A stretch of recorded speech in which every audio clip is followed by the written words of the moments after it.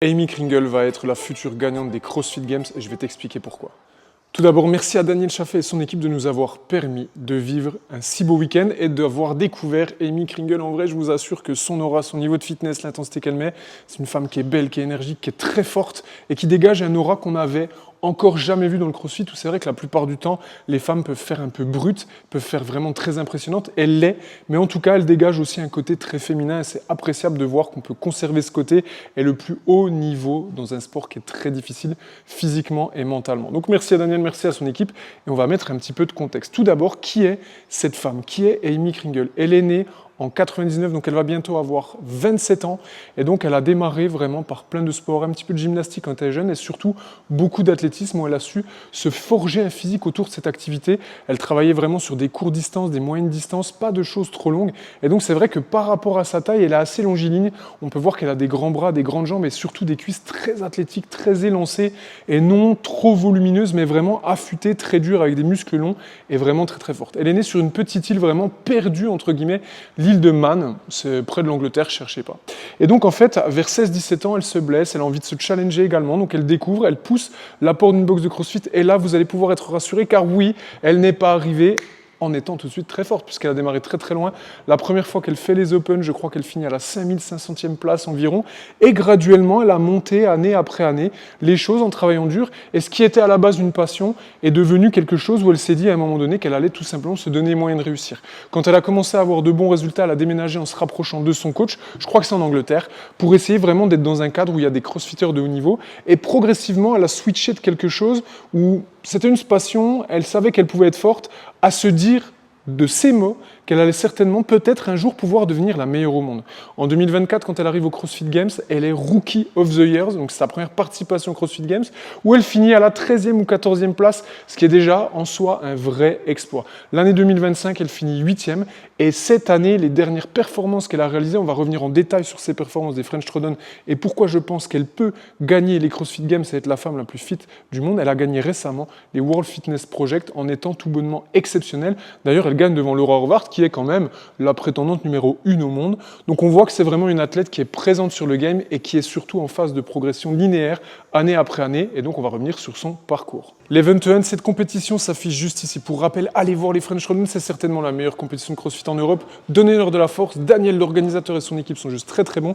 Et ils pensent même que si on continue à leur donner de la force, il y a possibilité d'avoir un jour les CrossFit Games en France. Alors si vous voulez passer un week-end exceptionnel, bien organisé, et certainement la meilleure compétition d'Europe, allez-y sans hésiter.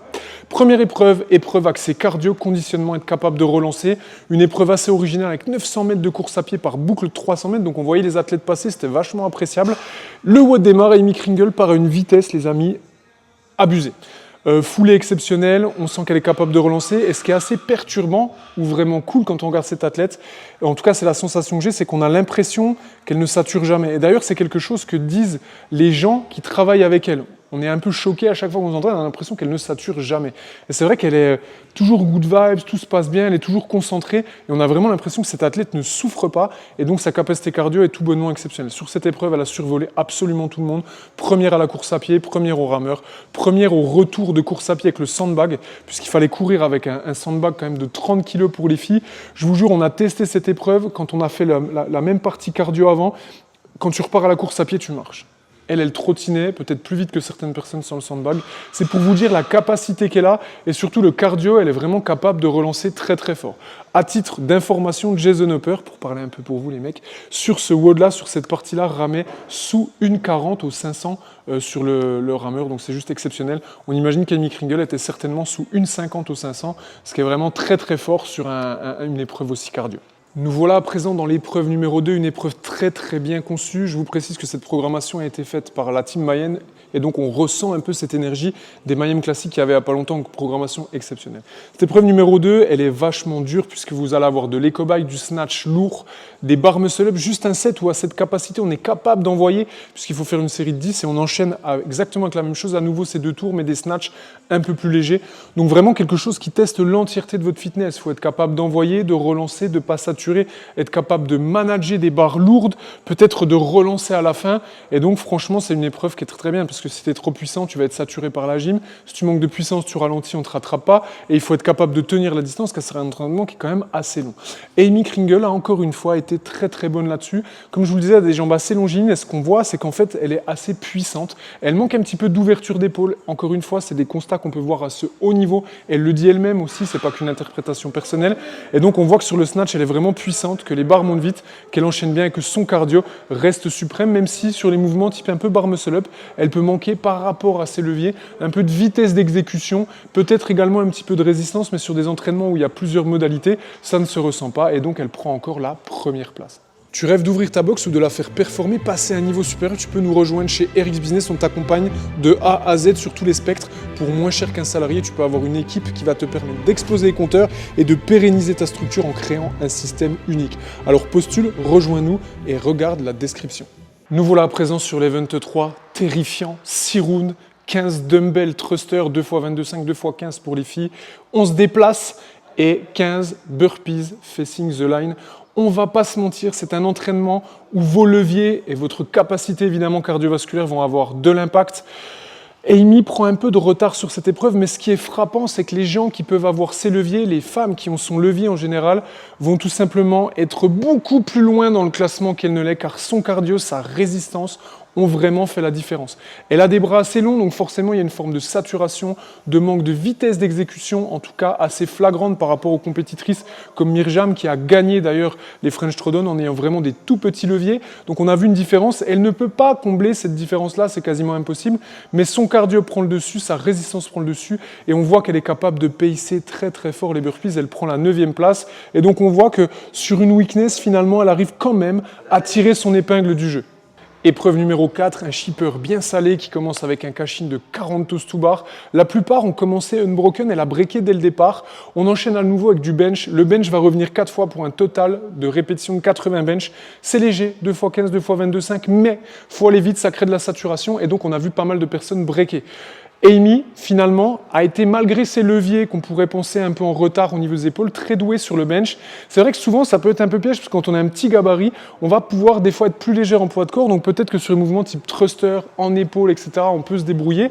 Par contre, c'est vrai que sur le bench, on peut des fois avoir un petit peu de retard, ça n'a pas été le cas de la Suissaise, vous l'avez compris, mais encore une fois, elle finit 2e sur cette épreuve, elle arrive à remonter son retard avec les montées de corde, elle a été très très douée sur l'ensemble de l'entraînement, parce que vraiment, sa vitesse d'exécution, son cardio, ses transitions millimétrées, ont vraiment fait la différence. Donc une très bonne épreuve, on voit vraiment là-dessus que malgré ses leviers, elle a été très complète.